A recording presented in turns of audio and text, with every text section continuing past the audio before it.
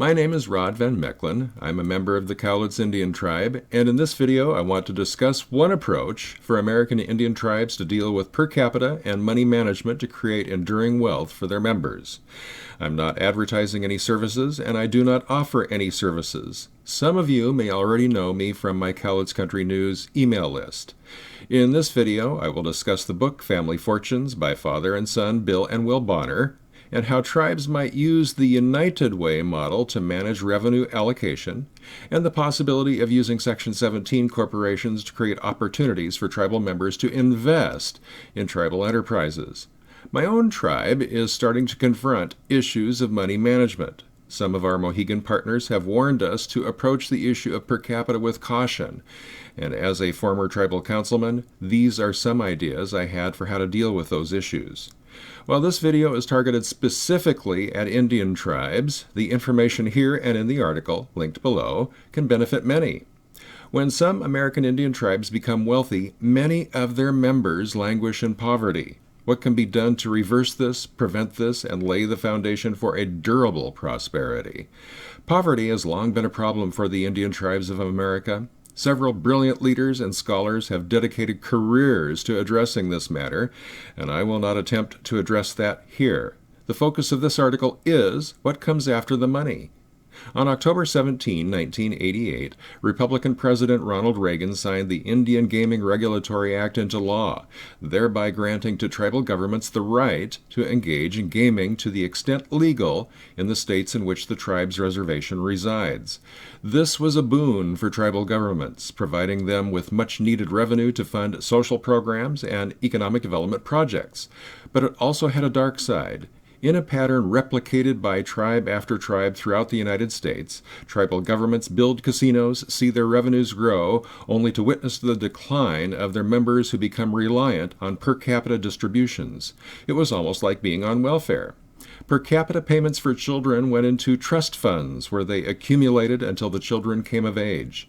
Seeing this money, many young tribal members lost all ambition, and coming of age for many starts with a spending spree on fast cars and high living that all too soon gives way to a life of dependence and poverty. As the time approaches when my own tribe will have a casino, this is a matter of great concern. How can members benefit without risking a similar decline? Some believe the answer is to say no to per capita and to reserve revenue from all economic development projects, including casinos, for services, education, and jobs. There are at least two problems with this. First, benefits or money, it doesn't matter. Anything that comes for free can create a welfare mentality. Yes, I know this is not for free, but derives from an inherited relationship with the federal government. But that's irrelevant to the psychology of the individual members. Free or not, it encourages a welfare mentality. Second, it engenders the creation of tribal bureaucracies that grow to enrich the tribal bureaucrats and politicians at the expense of their members. Fortunately, there's an answer: family fortunes.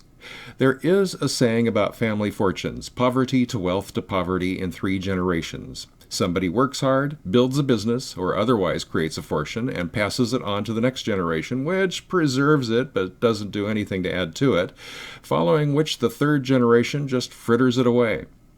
This happens to most fortunes, but not to all of them. Some families manage to retain, maintain, and grow their fortune generation after generation. How do they do it? Father and son, Bill and Will Bonner, set out to answer that question in their book, Family Fortunes, which is available on Amazon. What they found is that these families behave like tribes. No, they don't say that, but anybody familiar with how tribes work can instantly see that this is what they describe. I won't do a detailed review of the book here, but in my opinion, it should be mandatory reading for every tribal council member of every tribe in the country. The Bonners describe how these families have managed to create, maintain, and grow their fortunes generation after generation while maintaining a family tribal culture in which their members thrive without falling victim to the welfare mentality. Power to the people, the United Way model. Part of what they found is that these tribes relegate power to their members, specifically responsibility for tribal affairs and tribal businesses. Members are expected to at least be knowledgeable about the tribe's businesses. They are encouraged but not required to work in the businesses, and they are required to attend annual, if not quarterly, general council meetings to vote on key issues. Sound familiar? Most Indian tribes already do this, but we can take this another step further to relegate responsibility to every tribal member for determining how tribal funds will be distributed. According to the National Indian Gaming Commission, the Indian Gaming Regulatory Act requires net revenues from any tribal gaming operation to be used for the following purposes: fund tribal government operations or programs, provide for the general welfare of the Indian tribe and its members, promote tribal economic development, donate to charitable organizations, help fund operations of local government agencies. If a tribe is able to adequately provide these services and wishes to distribute net revenue in the form of a per capita payment to members of the tribe must have a revenue allocation plan which is approved by the Secretary of the Interior. Source: National Indian Gaming Commission FAQ, linked in the low bar. Indian tribes are required by law to follow these criteria, but tribes can determine for themselves how they go about determining the distribution. My suggestion is to leave the responsibility for this to the members. Within the parameters set by the NIGC, certain programs must be funded. This could be handled with a set minimum amount. Beyond that, every adult tribal member could pick and choose how much of their share of the revenue would be allocated. This way, programs would need to compete for their members' support. Some members would want to support education, others cultural activities and events, while others would want to put their share into economic development, and so on. The logistics of this could be handled similar to how corporations handle United Way.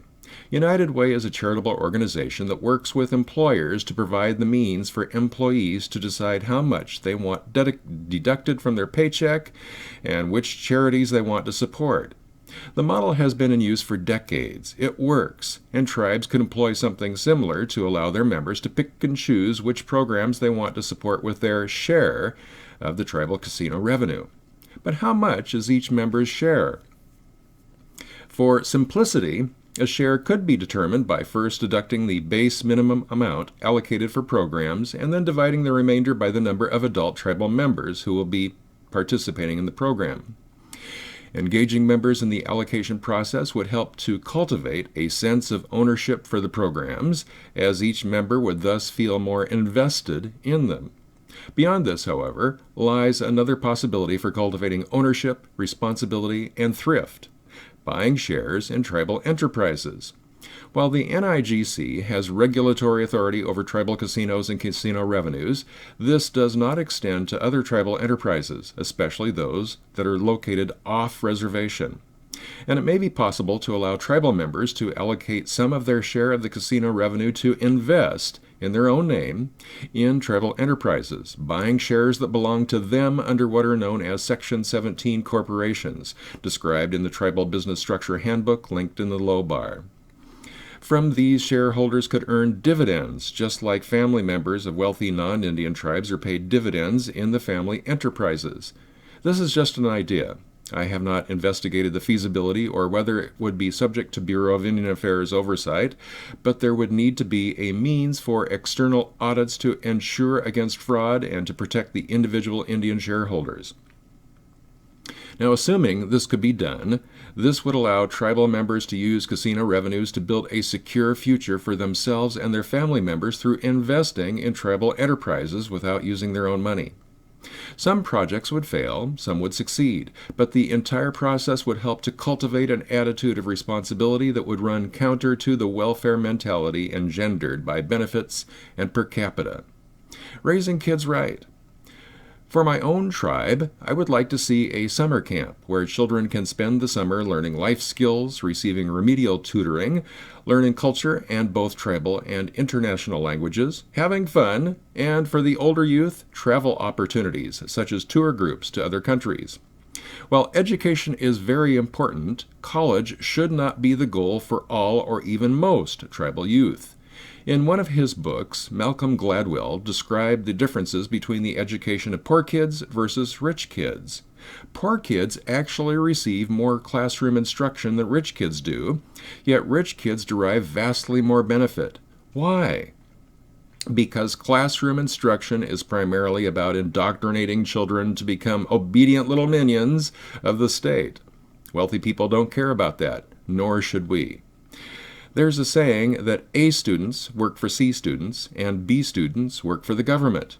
Another important truth is that there are a lot of billionaires who do not have college degrees.